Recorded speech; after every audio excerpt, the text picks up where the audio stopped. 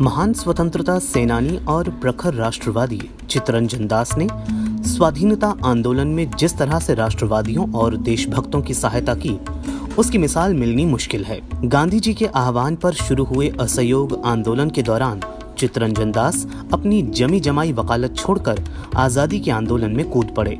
यही नहीं, उन्होंने न केवल खुद को आजादी के आंदोलन के लिए समर्पित कर दिया, बल्कि अपनी सारी संपत्ति भी दान कर दी। उनकी देशभक्ति की भावना और जज्बे को देखते हुए देश ने भी उन्हें बेहद सम्मान दिया और वे देशबंधु के नाम से मशहूर हो गए। भारतीय जनता के बीच देशबंधु और राष्ट्रमित्र के नाम से लोकप्रिय चित्तरंजन दास का जन्म 5 नवंबर 1870 को कोलकाता में हुआ था।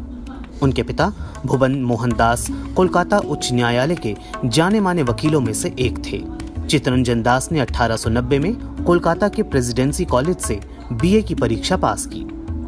इसके बाद आईसीएस बनने के लिए वे इंग्लैंड चले गए, लेकिन आईसीएस की परीक्षा में पास नहीं होने पर उन्होंने वकालत का पेशा चुना और लंदन में the honourable society of the inner temple से कानून की पढ़ाई पूरी की। बैरिस्टर की पढ़ाई पूरी करने के बाद साल 1892 में वे भारत वापस लौटे और कोलकाता उच्च न्यायालय में वकालत करने लगे। हालांकि शुरुआत में वकालत का मामला कुछ जम नहीं पाया, लेकिन कुछ समय बाद उनकी वकालत खूब चमकी और वे मशहूर हो गए। 1908 में जब अलीपुर बम कांड में उन्होंने अरविंद घोष का सफल बचाव किया, तब उनकी लोकप्रियता और बढ़ गई। चित्तरंजन दास साल 1906 में कांग्रेस में शामिल हुए और 1917 में बंगाल की प्रांतीय राजकीय परिषद के अध्यक्ष बने। इस समय तक वे राजनीति में पूरी तरह से सक्रिय हो गए थे। 1917 में जब कोलकाता कांग्रेस का अधिवेशन हुआ तो एनी बेसेंट चित्तरंजन दास के सहयोग से ही कांग्रेस के अध्यक्ष चुनी गई। दरअसल कांग्रेस के अंदर देशबंधु अपनी उग्र नीति और विचारों के लिए जाने जाते थे और इसी कारण सुरेंद्रनाथ बनर्जी के साथ अपने समर्थकों को लेकर कांग्रेस छोड़कर चले गए और अलग प्रागैतिक परिषद की स्थापना की। 1918 में चित्तरंजन दास ने रॉलेट एक्ट का जमकर विरोध किया और महात्मा गांधी के सत्याग्रह का समर्थन किया। स्वदेशी में विश्वास रखने वाले चित्तरंजन दास ने पश्चिमी देशों की प्रचारित विकास की धारणा को खारिज कर दिया था। इसके साथ ही 1920 में उन्होंने अपने सभी सुख साधनों का त्याग कर खादी का समर्थन किया। चित्तरंजन दास ने 1920 में वकालत छोड़कर महात्मा गांधी के नेतृत्व वाले असहयोग आंदोलन में भाग लिया। इसके बाद वे पूरी तरह राजनीति में सक्रिय हो गए। राजनीति में आने के बाद उन्होंने सभी सुख सुविधाओं का त्याग कर दिया और सारे देश का भ्रमण किया। वकालत छोड़ने के बाद चित्तरंजन दास ने अपनी सारी संपत्ति भी राष्ट्रीय हित में समर्पित कर दी। उनके इस महान त्याग को देखकर जनता ने उन्हें देशबंधु की उपाधि से नवाजा और इसके बाद वे देशबंधु कहलाने लगे। राजनीति में सक्रिय होने के कुछ साल बाद वे कोलकाता नगर महापालिका के प्रमुख नियुक्त हुए। इसी चुनाव में सुभाष चंद्र बोस कोलकाता निगम के मुख्य कार्य अधिकारी नियुक्त हुए। इन दोनों के नियुक्त होने से कोलकाता नगर महापालिका यूरोपीय नियंत्रण से मुक्त हो गई।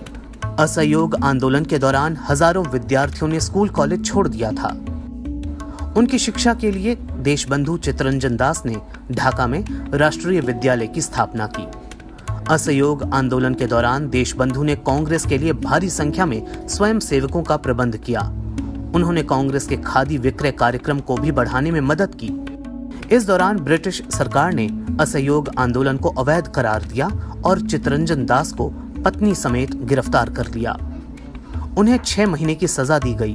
उनकी पत्नी बसंती देवी असहयोग आंदोलन में गिरफ्तार होने वाली पहली महिला थीं। स्वाधीनता सेनानियों के बीच बसंती देवी का बहुत ही सम्मान था और सुभाष चंद्र बोस तो उन्हें मां कहते थे।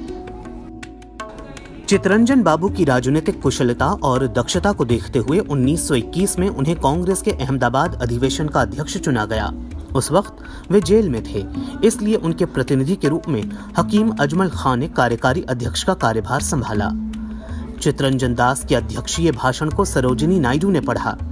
1922 में गया में कांग्रेस का अधिवेशन हुआ और इस अधिवेशन में एक बार फिर से चित्तरंजन दास को अध्यक्ष चुना गया, लेकिन बाद में उन्होंने इस्तीफा दे दिया था और मोतीलाल नेहरू के साथ कांग्रेस के भीतर स्वराज पार्टी की स्थापना की। चित्तरंजन दास के व्यक्तित्व के कई पहलू थे। वे उच्च कोटि के राजनीतिज्ञ और नेता तो थे ही, वे बंगला भाषा के अच्छे कवि और पत्रकार भी थे उन्होंने बांग्ला साहित्य के आंदोलन में प्रमुख रूप से योगदान दिया। उनके 3 काव्य ग्रंथ हैं जो काफी चर्चित हैं, सागर संगीत, अंतर्यामी, किशोर किशोरी। उन्होंने और अरविंद घोष ने मिलकर सागर संगीत का अंग्रेजी में सॉन्ग्स ऑफ द सी के नाम से अनुवाद किया और उसे प्रकाशित भी किया। चित्तरंजन दास ने वैष्णव साहित्य प्रधान मासिक पत्रिका नारायण काफी समय तक चलाई। वे 1906 में शुरू हुए वंदे मातरम नामक अंग्रेजी पत्र के संस्थापक मंडल और संपादक मंडल दोनों के प्रमुख सदस्य थे। इतना ही नहीं, उन्होंने बंगाल स्वराज्य दल के मुखपत्र फॉरवर्ड की पूरी जिम्मेदारी उठाई। देशबंधु चित्तरंजन दास ने इंडिया फॉर इंडियन नामक प्रसिद्ध ग्रंथ की रचना भी की। जिस वक्त देशबंधु चित्तरंजन दास का राजनीतिक जीवन चरम पर था, उसी वक्त काम के बोझ से उनका स्वास्थ्य भी बिगड़ रहा था। मई 1925 में वे स्वास्थ्य लाभ लेने के लिए दार्जिलिंग चले गए, लेकिन उनकी सेहत लगातार बिगड़ती चली गई। इस बीच महात्मा गांधी भी खुद उनसे मिलने दार्जिलिंग आए थे। 16 जून 1925 को तेज बुखार की वजह से उनका निधन हो गया। चित्तरंजन दास की अंतिम यात्रा कोलकाता में निकाली गई, जिसका नेतृत्व महात्मा गांधी ने किया। गांधी जी ने कहा, देशबंधु एक महान आत्मा थे। उन्होंने एक ही सपना देखा था, आजाद भारत का सपना। उनके दिल में हिंदू और मुसलमान के बीच कोई अंतर नहीं था। देशबंधु चित्तरंजन दास का जीवन देश के लिए समर्पित था। उन्होंने अपना पूरा जीवन भारत की आजादी के संघर्ष में बलिदान कर दिया। देशबंधु चित्तरंजन दास की पहचान हमेशा देश को एकता के सूत्र में पिरोने वाले महान शख्सियत के तौर पर होती रहेगी, जिनसे सदियों तक लोग प्रेरणा लेते रहेंगे। आजादी के आंदोलन में अपना सब कुछ दांव पर लगा देने वाले देशबंधु चित्तरंजन दास का एकमात्र सपना भारत को आजाद देखना था। इसके लिए उन्होंने अपना सारा जीवन अर्पण कर दिया और आखिरी सांस तक अंग्रेजी हुकूमत से लड़ते रहे। भारत को आजाद देखने और ब्रिटिश हुकूमत की जड़ को हिलाने के लिए ही उन्होंने स्वराज पार्टी की स्थापना की, जिसका मतलब ही था स्वयं का राज, यानी खुद का शासन। स्वराज पार्टी ने देश को आजाद कराने में अहम भूमिका निभाई। चोरी चौरा कांड के बाद जब असहयोग आंदोलन वापस ले लिया गया और ब्रिटिश सरकार ने गांधी जी को 6 साल की सजा सुना दी, तब ज्यादातर नेताओं और जनता में निराशा फैल गई। गांधी जी की गिरफ्तारी से राष्ट्रवादी खेमे में बिखराव आने लगा, संगठन टूटने लगा और तमाम लड़ाकू नेताओं का मनोबल गिरने लगा। राष्ट्रीय आंदोलन पूरी तरह खत्म होने का खतरा पैदा हो गया। आंदोलन में शरीक कई नेता इस गतिरोध से उबरने का रास्ता ढूंढने लगे। ऐसे में देशबंधु चित्तरंजन दास और मोतीलाल नेहरू ने औपनिवेशिक सत्ता का विरोध जारी रखने के लिए एक नई रणनीति की वकालत की। देशबंधु ने सुझाव दिया कि राष्ट्रवादी आंदोलन विधान परिषद यानी लेजिस्लेटिव काउंसिल का बहिष्कार बंद करे। उनका कहना था कि इन परिषदों का सदस्य बनकर वे विधान परिषदों का पर्दाफाश करें, परिषदों के सभी कामों में रुकावट डालकर नौकरशाही के नकाब को उखाड़ दें। उन्होंने तर्क दिया कि ये काम असहयोग आंदोलन का त्याग नहीं है, बल्कि उसे और प्रभावी बनाने की रणनीति है। ये आजादी के आंदोलन में एक नई रणनीति साबित होगी। देशबंधु चित्तरंजन दास और मोतीलाल नेहरू की दलीलों को कई कांग्रेसी नेताओं ने नहीं माना। तब चित्तरंजन दास और मोतीलाल नेहरू ने कांग्रेस के अपने पदों से इस्तीफा दे दिया और 1 जनवरी 1923 को एक नई पार्टी कांग्रेस खिलाफत स्वराज पार्टी की स्थापना की। इसी पार्टी को बाद में स्वराज पार्टी के नाम से जाना जाने लगा। चित्तरंजन दास स्वराज पार्टी के अध्यक्ष थे और मोतीलाल नेहरू महामंत्रियों में से एक थे। स्वराज पार्टी का मुख्य उद्देश्य भारत को स्वराज दिलाना था और उस परिपाटी को खत्म करना था जो ब्रिटिश सत्ता के अधीन भारत में मौजूद थी। गांधीवादियों का भी यही उद्देश्य था, लेकिन स्वराजवादियों के स्वराज प्राप्ति के साधन में अंतर था। स्वराजवादी गांधी जी के असहयोग आंदोलन में विश्वास नहीं रखते थे।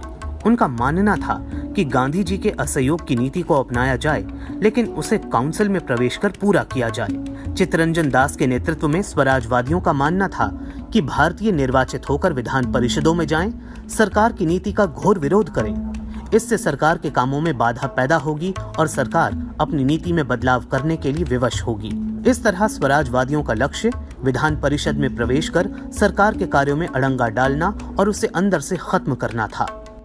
दरअसल विधान परिषद में हिस्सा लेने के पीछे स्वराजवादियों का मकसद था कि इसे राजनीतिक संघर्ष का मंच बनाया जाए।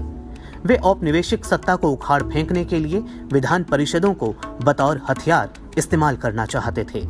वो ये भी मानते थे कि इस तरह से सरकार को अपने गलत कानूनों को वैध करार देने से भी रोका जा सकेगा। स्वराज पार्टी ने अपने उद्देश्यों को हासिल करने के लिए अपने कार्यक्रम तय किए। इसके मुताबिक सरकारी बजट को रद्द करना, उन प्रस्तावों का विरोध करना जो नौकरशाही को मजबूत बनाते थे, राष्ट्र की शक्ति को मजबूत करने के उपाय करना, काउंसिल के बाहर रचनात्मक कार्यों को सहयोग देना, जरूरत पड़ने पर काउंसिल से त्याग पत्र दे देना और अपने कार्यक्रम को सफल बनाने के लिए हर संभव कोशिश करना। देशबंधु चित्तरंजन दास के नेतृत्व में स्वराज पार्टी ने 1923 के चुनाव में भाग लिया। मध्य प्रदेश और बंगाल में इन्हें काफी सफलता मिली और कई प्रांतों में ये सबसे बड़े दल के रूप में उभरे। स्वराज्य पार्टी के सदस्यों ने कई महत्वपूर्ण मुद्दों को जोरदार तरीके से उठाया। ये मुद्दे थे स्वशासन की स्थापना के लिए संविधान में परिवर्तन, नागरिक स्वतंत्रता की बहाली, इसमें राजनीतिक बंदियों की रिहाई और दमनकारी कानूनों की समाप्ति शामिल थी, और देशी उद्योगों का विकास। जून 1925 में स्वराज पार्टी के अध्यक्ष और नेतृत्वकर्ता देशबंधु चित्तरंजन दास का अचानक निधन स्वराजवादियों के लिए एक बड़ा झटका था। इससे स्वराज पार्टी के सदस्यों को गहरा आघात पहुंचा। हालांकि चित्तरंजन दास के नेतृत्व में स्वराज पार्टी ने देश हित में अनेक कदम उठाए। इसके साथ ही उन्होंने आर्थिक और सामाजिक क्षेत्रों में भी कई महत्वपूर्ण काम किए। स्वराजवादियों ने ऐसे समय में राजनीतिक गतिविधियों को जारी रखा जब राष्ट्रीय आंदोलन कमजोर पड़ता जा रहा था। उन्होंने अपने आंदोलन से ये दिखा दिया कि साम्राज्यवाद विरोधी संघर्ष के दौरान विधायिका को भी रचनात्मक तरीके से संघर्ष के लिए तैयार किया जा सकता है। बहुमुखी प्रतिभा के धनी देशबंधु चित्तरंजन दास के व्यक्तित्व के कई पहलू थे। वे जितने बड़े देशभक्त थे, उतने ही बड़े राजनीतिज्ञ, कवि, पत्रकार और वकील भी थे। उदारता और न्याय का गुण बचपन से ही उनके जीवन का अभिन्न हिस्सा था। अपनी प्रखर बुद्धि और कुशलता की बदौलत उन्होंने वकालत के क्षेत्र में एक अलग मुकाम हासिल किया। देशभक्तों के लिए उन्होंने अनेक मुकदमे लड़े और सबसे बड़ी बात ये थी कि इस तरह के किसी भी मुकदमों को बिना पारिश्रमिक लिए लड़े। आजादी के आंदोलन के दौरान देश में प्रतिभाशाली भारतीय वकीलों की कमी नहीं थी। उस दौर के ऐसे सैकड़ों वकील हुए जिनका नाम इतिहास में अमर हो गया। कईयों ने अपनी कामयाबी से सफलता के नए कीर्तिमान गढ़े, लेकिन उन सब में देशबंधु चित्तरंजन दास जैसा उदाहरण मिलना नामुमकिन है। आजादी के दौर के अन्य मशहूर वकीलों ने महत्वपूर्ण मुकदमों में अपनी कानूनी योग्यता का परिचय तो दिया, लेकिन अपने मुवक्किल से फीस के रूप में बड़ी बड़ी रकमें भी हासिल की। लेकिन चित्तरंजन दास एक ऐसे वकील थे जिन्होंने कठिन परिस्थितियों में भी अपनी योग्यता को साबित करते हुए अनेक लोगों को फांसी के फंदे से बचाया, लेकिन बदले में एक पैसा नहीं लिया। हालांकि इस दौरान खुद उन्हें काफी आर्थिक हानि उठानी पड़ी, लेकिन देश के लिए समर्पित चित्तरंजन दास ने कभी इसकी परवाह नहीं की।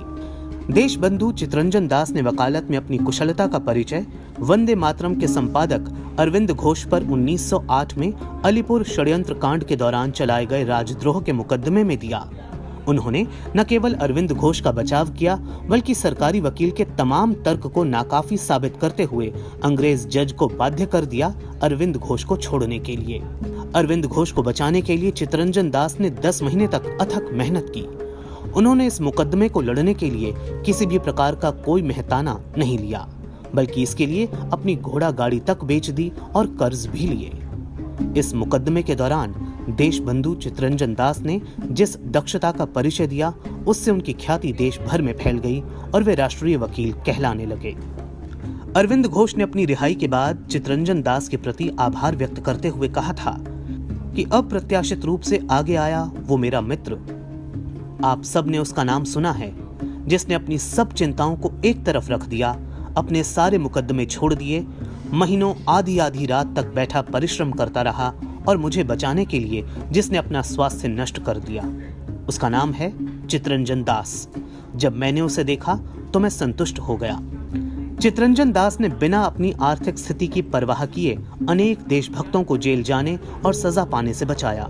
बंगाल में अंग्रेजों के खिलाफ शुरू हुए राजनीतिक आंदोलन के दौरान ब्रिटिश हुकूमत हर कीमत पर देशभक्तों को कड़ी से कड़ी सजा देना चाहती थी, लेकिन देशबंधु ने बिना किसी डर और चिंता के सरकारी कोप के शिकार होने वाले राजनीतिक कार्यकर्ताओं और देशभक्तों के मुकदमों में सहायता की।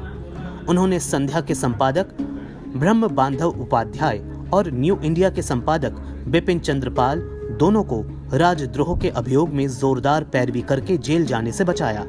ऐसे अनेक देशभक्तों को उन्होंने जेल जाने से बचाया। गुलामी के दिनों में ऐसे अनेक उदाहरण हैं जब ब्रिटिश सरकार किसी भी भारतीय संस्थान पर मुकदमा कर उसे पंगु बना देने पर तुली हुई थी। वहीं देशबंधु चितरंजन दास अपनी बुद्धिमानी और देशभक्ति से ओतप्रोत वकालत के जरिए उसे छुड़ाने के प्रयास में लगातार जुटे हुए थे। ऐसा ही एक मुकदमा था आनंद बाजार पत्रिका पर हुए मानहानि का, लेकिन चितरंजन दास की जोरदार पैरवी की वजह से पत्रिका को मानहानि मुकदमे से बरी कर दिया गया। चितरंजन दास ने दीवानी और फौजदारी के अलग अलग तरीकों से इस मामले की ऐसी पैरवी की कि अंग्रेज जज पत्रिका के पक्ष में फैसला देने को बाध्य हो गए। देशबंधु चितरंजन दास अपनी कानूनी कुशलता, संतुलित भाषण और निर्भीकता की ऐसी मिसाल छोड़ गए जिनकी बराबरी कर पाना मुश्किल है।